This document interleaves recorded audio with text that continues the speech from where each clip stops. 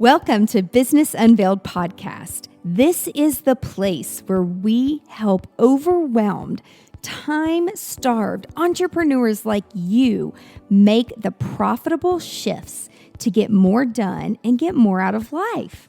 I'm your host, Angela Proffitt, award-winning 8-figure entrepreneur and CEO.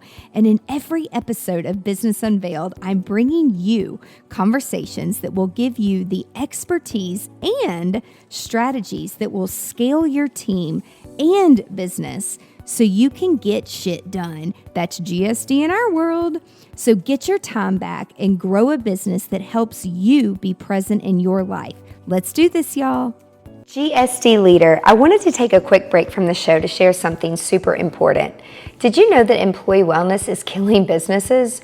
According to research, 50% of employees miss 1 to 5 hours of work every week due to stress. So I'm excited to announce that we just launched a new workshop called Walk and Work. And no, we're not going to be walking and working the entire time. That would be kind of crazy. Walk and Work is an easy solution that offers an in-person workshop and program that boosts employee health, wellness, and engagement. This interactive workshop takes employees through our 7-step process to establishing healthy habits while working from home or from the office so they can be productive while also taking care of themselves. Employee wellness at work is proven to have major benefits. Numerous studies show that healthier, happier team members are more productive in life and business. Do something today that your future self will thank you for. Your actions and decisions today will shape the way you will be living in the future. If you'd like to learn more about this workshop, visit walkandwork.co and schedule a time to chat with one of our GSD experts. That's walkandwork.co. Now let's get back to the show. This is crazy what he's about to show y'all, just so you know. I'm like, will you please tell everyone this? Because this kind of guy, I think, could have saved your life too. Yeah, so enough of you have it right now to be able to at least share with everybody else that's around you if they don't see it. But in recognizing that I have ADHD, I actually just figured this out in like January. I ended up, started meditating, doing a couple other things to actually like help with like the focus and the calmness and everything. And previous to, actually in September, I had left my full-time job as an area sales manager with a local beer distributor. Most of you guys know Put-in-Bay, Lake Erie Islands, big party island. That was part of my territory. The place was crazy. After I started meditating, I actually got a notification from my health app that my respiratory rate had changed. So it's showing me the good things that I'm doing to actually help with the focus and help with the calmness and all of that. But then I started looking at some of my previous trends as far as my heart rate goes. So if you look at those photos, you will see my average resting heart rate, when Put-in-Bay spikes in the summer, my heart rate is through the roof, my average resting heart rate. And then you see it all just calm right back down. So there are 2 years in there, and then there's one single month in there where I actually pulled the data because I had to use a control point to figure out whether or not this was that job or was it all of the other events that we're doing. Because from our bartending business, we're doing 150 events a year. So I pulled a Saturday that we were doing 5 events that day. And if you look at that month, that is the lowest that my heart rate was the entire month because I was calm. I'm running around like a psychopath trying to make sure that everything's going well with these events.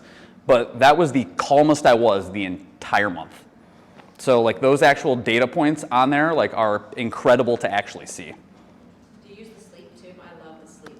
I have not messed with it that much. As of right now, I realized that not having that job plus the bartending business, I now have a lot more free time. So I will wake up at 5 o'clock in the morning and then I just can't go back to sleep now. So it's I have to realize that I need the exercise. I need to do all of the other cognitive stuff to help with the ADHD to be on a normal schedule and a normal routine and actually have goals that are accomplishable. Tell them about the fire engine and the blood, the machines. Oh yeah, there was one day that I actually got. I actually had to take an airplane from Put-in-Bay to Middle Bass Island to set up this promo and whatever else for this event that was just beyond my control, and the whole day was just crazy.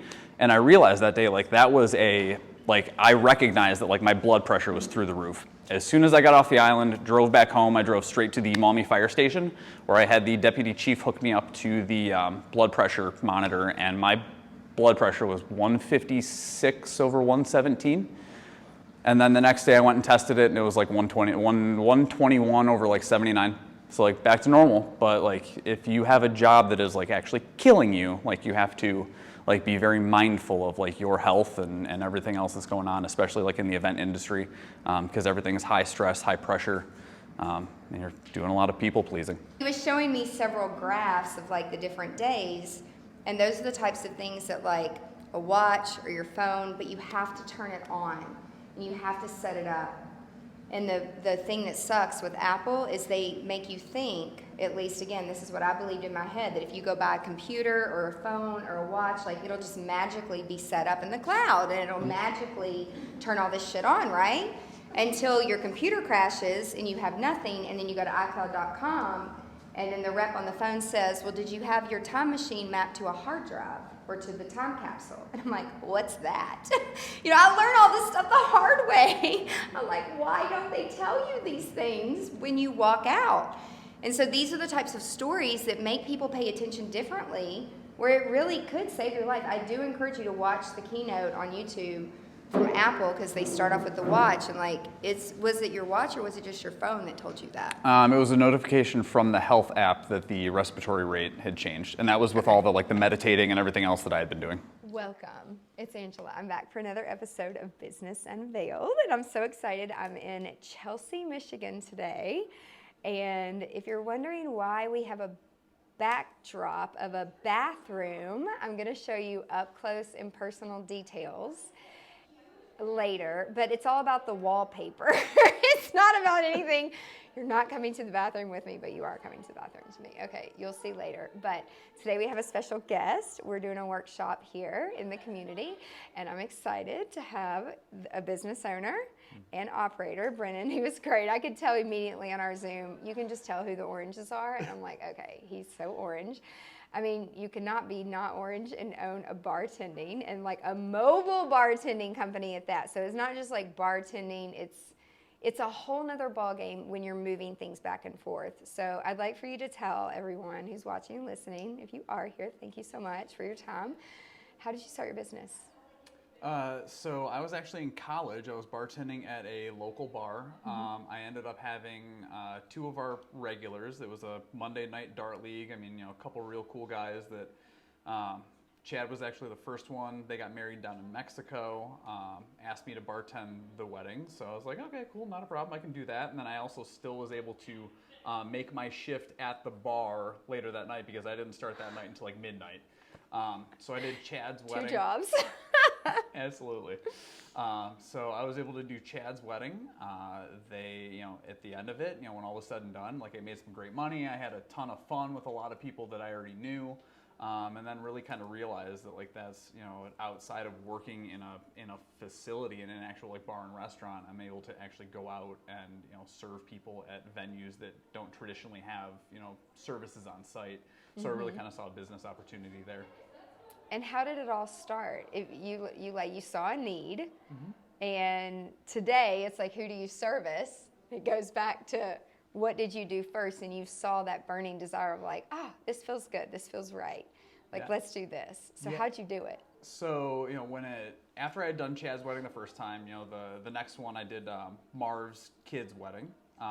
That was a ton of fun as well, and then I was like, okay, like we can really do something with this. So you know, I've always done a whole bunch of different entrepreneurial stuff when I was younger, from selling T-shirts to mowing lawns to, you know, basically anything and everything I could do to make some money. You know, after that second wedding, I had gotten some business cards made up. It was just, you know, Brennan Stanford, professional bartender. Like, here's my personal email, here's my phone number. I had done a couple word of mouth events, you know, through that, and I was still in college at the time. So then the year after that, I literally just bought BrennanStanford.com. Okay. You know, promoted myself as a professional bartender. We booked 16 weddings that year.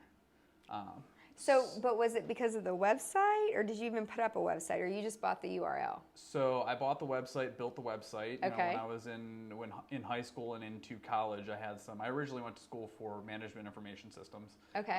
And then realized that I didn't want to be tied to a desk for the rest of my life and sitting there programming databases.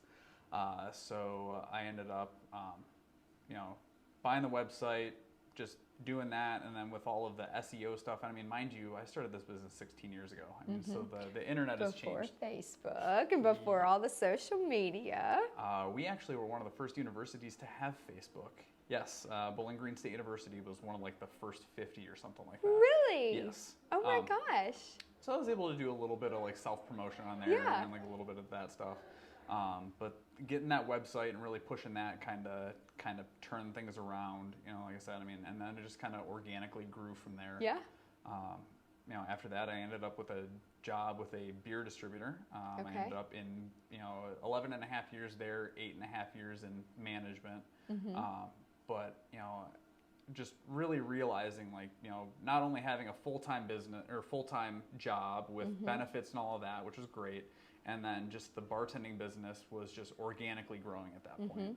So just the social media aspect of it, the web aspect of it really kind of drove a lot of it. And then also really realizing that there wasn't a lot of other services in the area at that time anyway. And we kind of, really were the leader at the beginning of the whole thing, especially in the area. There was a need, and you saw a need. So what was the breaking point where you're like, okay, I need to hire people, and I need help, and I need other bartenders, and I can't do it all by myself? What did that look like? What was that shift in your life? Like, what did that look like? It's been kind of back and forth a lot because, the service industry is hard in itself because you get a lot of people that they want the quick cash, they want all of that, but they also want to have lives outside of that. They don't want to be stuck behind the bar every night. So, I started to lean on friends. I started to lean on like family members. I'm the oldest of 4 boys, and then the next one in line after me is a tremendous help with everything that we do. I mean, he does a lot of our operation stuff and a lot of the bartending. Okay. But really kind of, figuring out that like the bigger the events get, the more people that you're going to need. Yeah. And then to figure out that a lot of people, a lot of events, I mean, at this point we're doing up to like 5 weddings on a Saturday in any given, busy month. But really realizing that like you need those other people that are very, very good at what they do that can fill in, where I might not be as strong. I can manage all of the craziness, but I need other people to handle the stuff that I can't necessarily or don't necessarily want to do. Do you assign people to do those tasks that you're like, I'm not good at, or I'm just shouldn't be doing this, like? Or you're still like, I just need to do it myself? I am learning how. Yes. I am absolutely learning how to let go of that control of my baby. I mean, like I've been doing this for 16 years now. To let go of that control and give it to some other people at times has been a little difficult, but I'm realizing like other people's strengths and kind of where I need to utilize people in the tasks that I need them. What's like being bartending, alcohol, like, what is the craziest story or the craziest thing? Because every event we do, I feel like, I keep a note on my phone, and by the end of the night, I am like, damn. The books and the stories and the podcast that we could just share. But was there something that was just like completely out of your control, or people had just drank too much, or anything crazy? I've seen tons of stuff at weddings. Weddings specifically, usually people get rowdy. I've been in keg tossing competitions with bridal parties. I've seen everything under the sun. But at the point that I'm in my life now and just everything that I've learned over the years, I am very, very big on all of the insurance and all of the liability and so much of that, because unfortunately, like when I was bartending when I was in college, I was 21 years old, ended up having to deal with some potential legal action because a kid that it was his 21st birthday.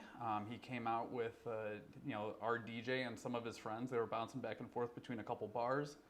And unfortunately, he died of acute alcohol poisoning that night. So I had to deal with police statements and all this other stuff. So you were young? Mm-hmm.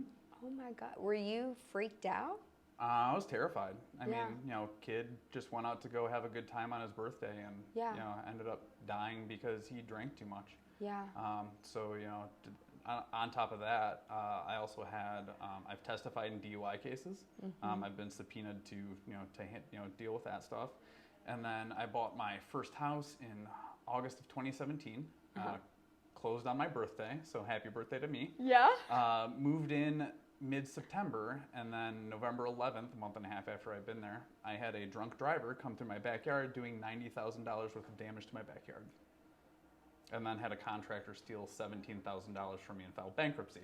So, yeah. Okay, y'all, first off, thank you for sharing all of this, because when it rains, it pours. And I mean, just, looking at you and like your energy, it's like you would never know. But if someone comes to you and says like, oh, we don't have this license or we don't have this insurance, but it's shit like that happens to us where we're like, never again. And it forces us to look further and to put policies and procedures in place, which is not the fun part, but it's needed. Very much so.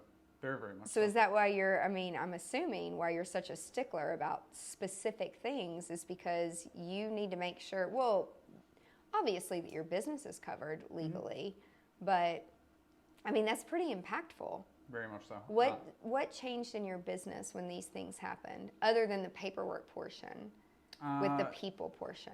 Just making sure that everybody is very aware of what can actually happen.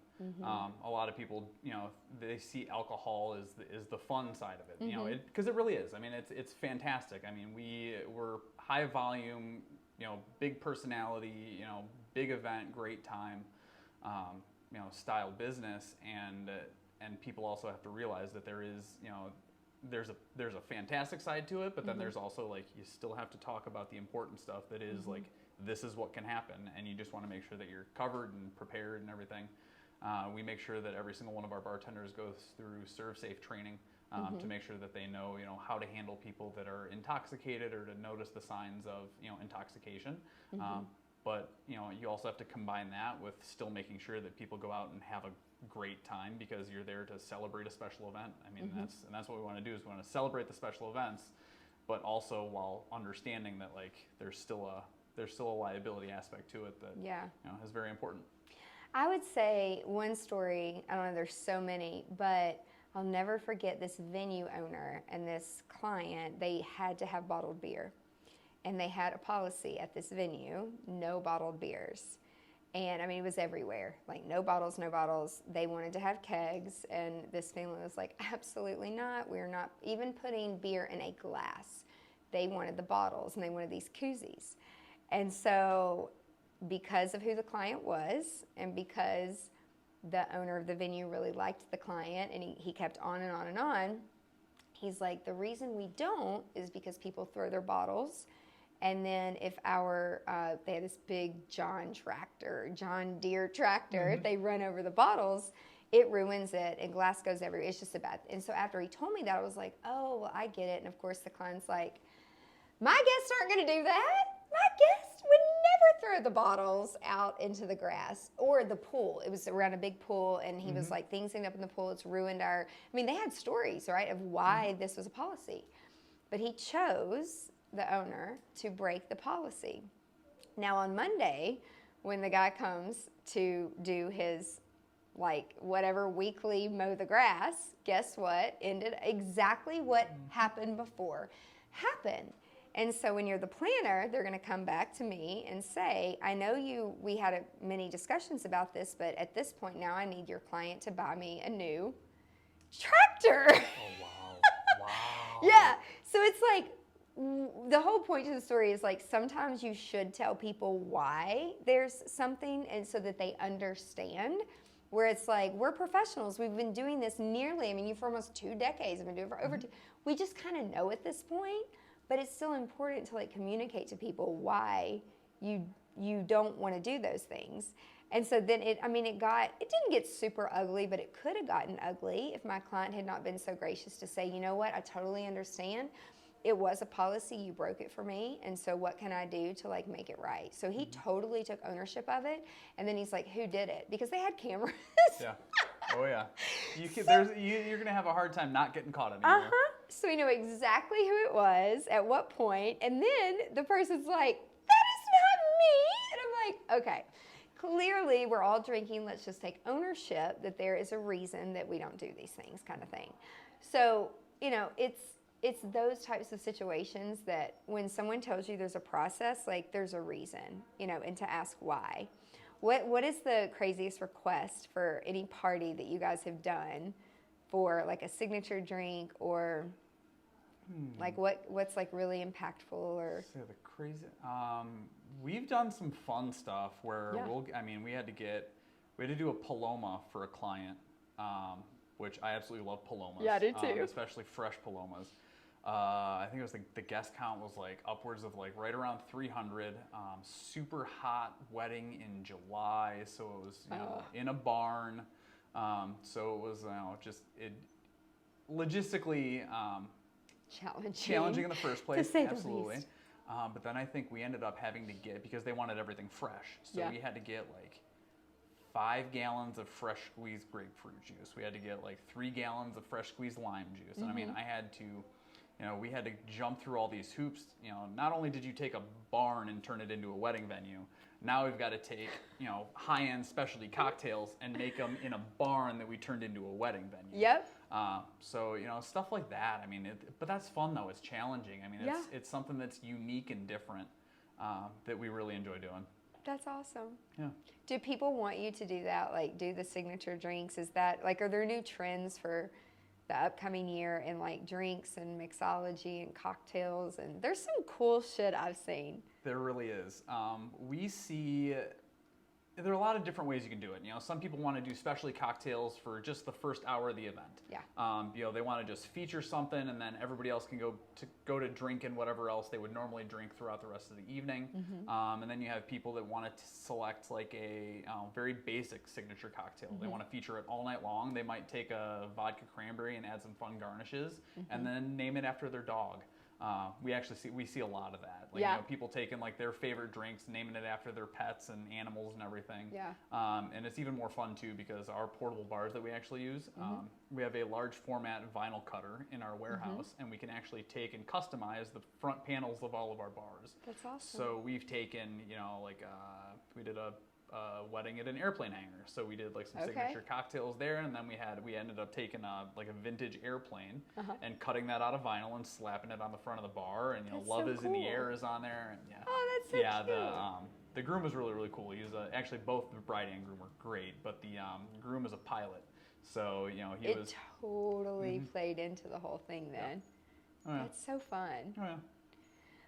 Like, do you see this year, like growth-wise, what do you see the company doing?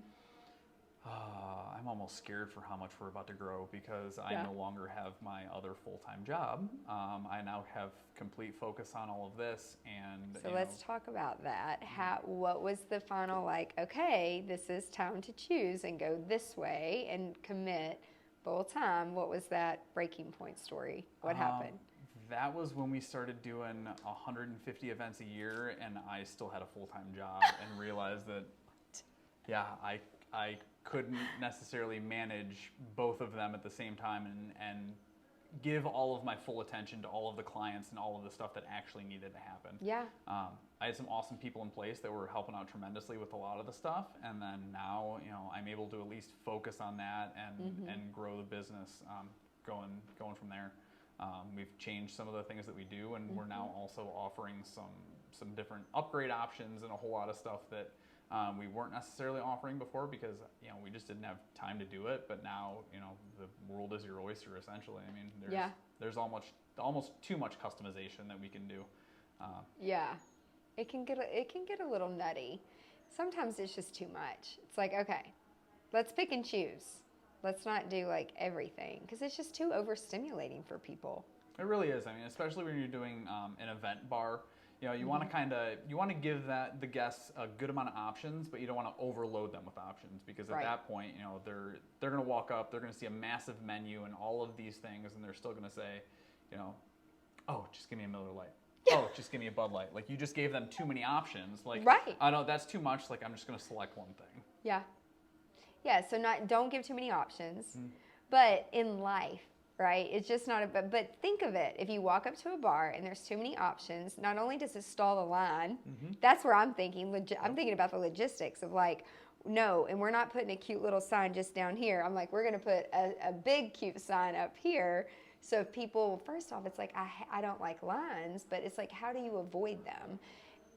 When you're doing like mixology and like all this special stuff, which is so fun and so cool, but do clients, do you guide them through that? Like, we need one per this if you're going to have this type, because if you're just doing beer and wine, you might not need the same thing that you need if you have people making specialty drinks, right? Absolutely. It may not take as long. Absolutely. So, I mean, as part of our process with our clients, we actually go through and, you know, we give them a questionnaire to figure out, you know, what they want to serve, you know, what their vision is. And then we take all of that information and then, you know, we actually calculate the amount of alcohol needed based off of what they want to serve. And there's also a big common misconception, and, you know, all depending on prices, like throughout the country, but what we see in this area specifically is a lot of times people think that beer and wine is cheaper.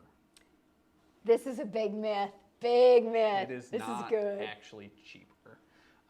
You know, one serving of alcohol, you know, when it comes to a beer is a 1 12-ounce beer at like 4.5–5%, which is the same as 1 5-ounce glass of wine is the same as 1.5 ounces of an 80 proof spirit. If you take, for example, you know, a brand of vodka, like a hot, you know, a decent mid-range vodka, like something like Smirnoff. If you have Smirnoff vodka right now, I think in Ohio anyway, it's $14.99 a liter. You can get 22 and a half 1.5 ounce shots out of that. So close enough to round it up to 24. Let's call it 24. You get 24 beers in a case. 24 Miller Lite, Bud Light, Coors Light right now. I think they're all cans are $22 or $23.99, and then bottles are $25.99 per case. So realistically, you're $10 cheaper on buying a bottle of Smirnoff vodka than you are buying a case of a domestic light beer. I've never looked at it that way at all. Kegs aren't actually cheaper either. They used to be, they're not anymore. So why is that? I'm not entirely sure on the pricing model for the way that they do a lot of that stuff.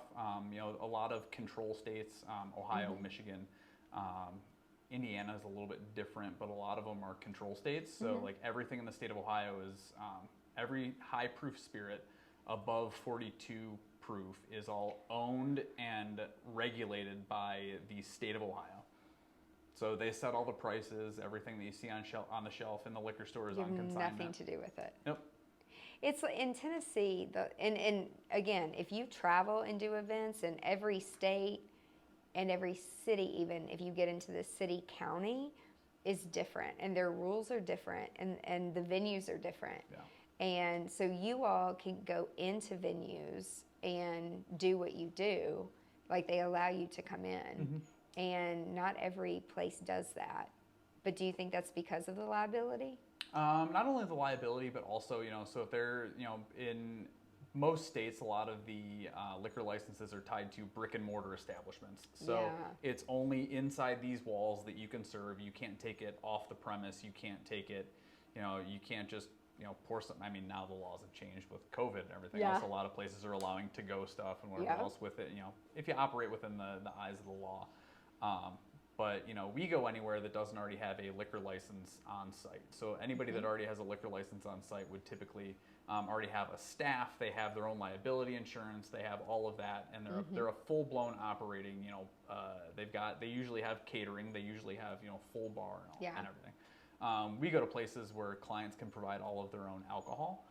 We just provide the rest of the service. So all of the portable bars and, you know, ice and cups, straws, napkins, mixers. I mean, literally everything other than the alcohol, because there's just no such thing as a mobile liquor license in so many different states. So the only thing that means is we can't actually just purchase the alcohol at wholesale costs and then resell it to the clients, which ends up saving the client a ton of money. And then they're also able to take all of the leftover alcohol home at the end of the night, which if you're paying X amount of dollars for an open bar at a venue that, you know, has everything on site, you're not taking the extra home. They net the difference. They're putting that in their pocket. Right. And I mean, there's pros and cons to everything. But one important thing to note is when you have your business and you're trying to figure out like who's your target market and who's your perfect client, and right off the bat, it's like where's your event, and depending on where that is, then that's going to dictate if you guys go there or not. Yeah. So that's just like one pre-qualifying thing. Because I don't know, we have some clients they'll have a great experience somewhere, and then they're like, oh, but they've signed a contract with someplace else, like a venue, and then they're like, oh, but I want that company and those people, and to do all these cool things, and then I'm like, oh, well, they don't allow outside, Right. and they don't understand the general consumer. They're not thinking about the liability, and they're not thinking of all the things as to why it is the way that it is.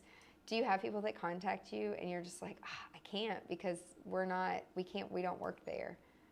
Every once in a while, a lot of times we're getting referrals from the venues that don't have that on site already. But every once in a while we'll get an inquiry from somebody who either didn't know or that they didn't read everything before they sign their contract. So they're like, oh, you guys already have this staff on site. We can't bring in a caterer. So they didn't necessarily do their homework before they reached out to us on what they were trying to do.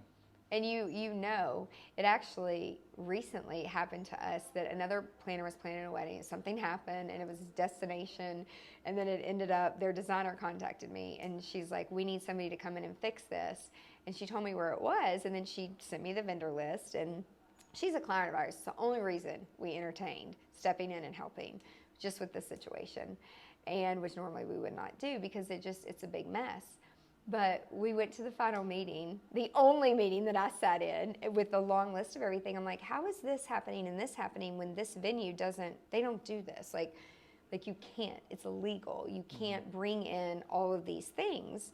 But because of the cultural differences and the different types of food and things like that, which it was more about food, but some of it was alcohol too. I'm like, no, we can't do this. This is not, they're going to, but what had happened is another planner in another state who didn't know the laws where I'm from had planned some things, and it was a big effing mess. It was a big mess. And I mean, luckily we were able to all collaborate and like get it together, 2 weeks before the event for a wedding. But those are the types of educational things that seem so simple to us, but when we don't educate the client, we don't tell them these things, and we just go planning things, it's like that planner wasn't trying to do anything wrong. She just didn't know, which tells me how many weddings she's planned, because you don't know the questions to ask. So just because somebody has like a pretty Instagram or all these cool things, like with all these drinks and all these fancy things, like you got to know what you're doing. Absolutely.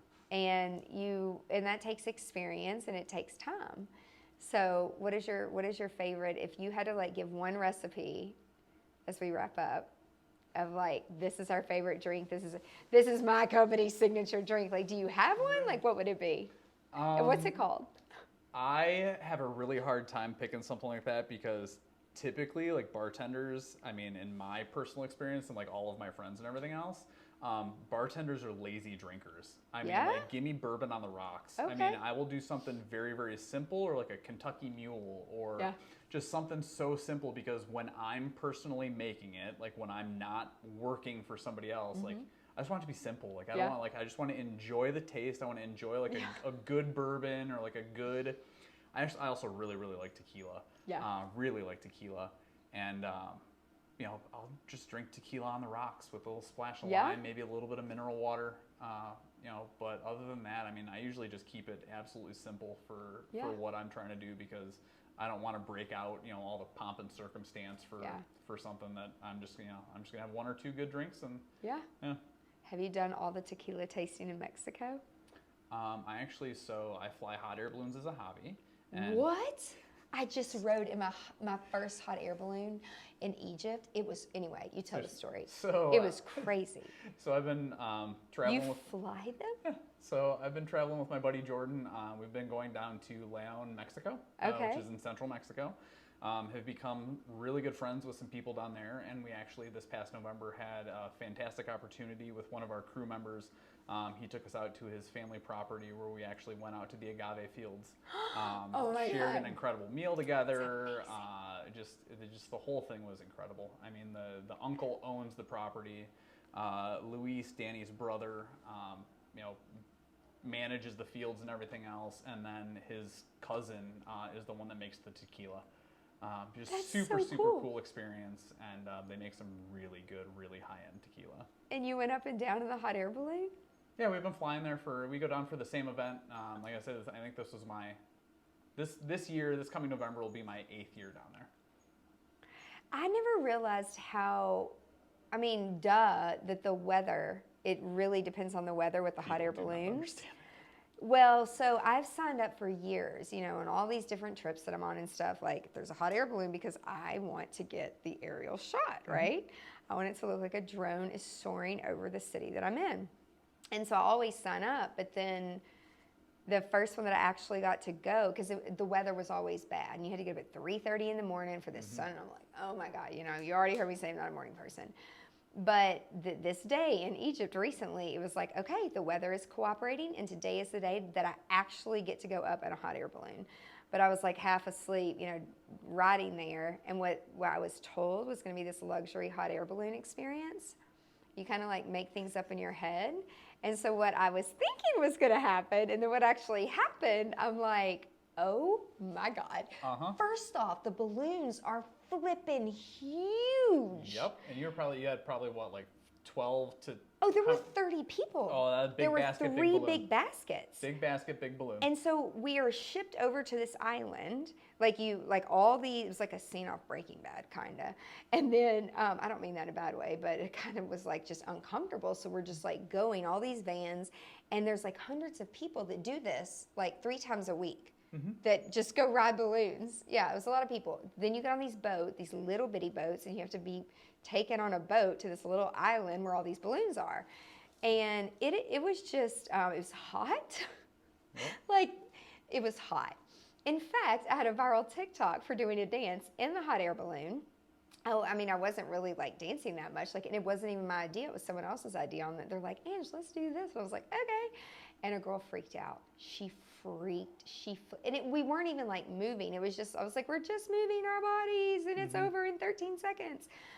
She flipped, and she was like in another basket. I don't know. And then I felt so sorry, but she was having a panic attack, and her husband, like another man went on there, and then her husband were like trying to talk her down, and then her kids were like, it was a mess. It was just a mess. So it's like, why do people make those decisions to go up in a balloon if she was like, I'm just afraid of heights. We weren't making the balloon do that. No, it wasn't us. Like, it was just like the tip of the iceberg for her. And then once we started rocking back and forth, and she was like, oh my God. But have you encountered that? Where people act like that? I personally, everybody that I've ever flown with has always been extremely comfortable. Yeah. But I'm also not flying in a basket with 30 people. Usually we're in smaller baskets, smaller balloons. So we, at most, we'll have 3-4 people in the basket. So it was not safe what we were doing, probably. Oh no, all of that was totally safe. It was just a matter of that one person who was already uncomfortable with it in the first place. Yeah. That was just a bit of a trigger for them. That they became real uncomfortable because they're just nervous in the first place. Yeah, and so I was just like, oh my gosh, I'm so sorry. And her husband was like, it's not your fault, blah blah blah. And I'm like, oh wow. We went from like here to here, but it was just that breaking point. And then so they decided to end early and like bring it down. And I'm pretty sure where we landed was not at all where we should have landed. Well, you always know where you're going to start. You never know where you're going to land. But like it was like taller than me. Like one of the guys was like, do you want to ride on my back to get out of this? I was like, yes, I don't want my feet tight. I'm allergic to outside pretty much. So I'm like, I can't touch any of these plants. I'm going to break out. I'm going to itch all over. It was like a whole thing. And it was a great experience once we were up there. But then, like, what a beautiful thing to do. Like, you just feel so, like, carefree. I was lucky enough that my aunt won a raffle. Her daughter didn't want to go with her. She took me. And then so the house that I told you I bought, I actually bought it from the pilot that I went on my first balloon ride with. That's so cool. Just small world, just random. Yeah. Oh, yeah. How everything comes full circle. It's a great way to end. Thank you so much, and thank you for being part of this event. And I'm excited for tomorrow. Absolutely. If people want to get in touch with you and connect with you, what's the best way? You can reach out to us on our Premier Pour Bartending website, which is just premierpour.com. And we'll put it in the show notes so you guys can check it out. Y'all have a cool Instagram. Thank you. And Appreciate so if that. you want to go and follow along and get some drink ideas and just like fun things. And your bars are cute. Oh, thank you very Like much. I like how y'all do all like, yeah, we were looking at all the custom stuff. It's customization really stuff, neat. Yeah, custom is good. And it makes it memorable. So it's like just take a step further of like making memories. And then it's a great story. People understand the why. Thanks so much for watching. Thanks for tuning in. And be sure to tune in next week to another episode of Business Unveiled. Bye, y'all. That's it for this week's episode of Business Unveiled. Now that you have all the tools that you need to conquer the world and GSD, get shit done, would you share this with your friends and fellow business leaders? One thing that would really, really help us and help new listeners is for you to rate the show and leave a comment in Apple Podcast, Spotify, Stitcher, or wherever you tune in and listen to Business Unveiled. You can check out the show notes at angelaproffitt.com/podcast and link up with us on social media so you can share your biggest insights. And I want to know your aha moments. Until next week, remember, the profitable shifts and structures you're creating in your business help you be more present in your life. So get out there and GSD.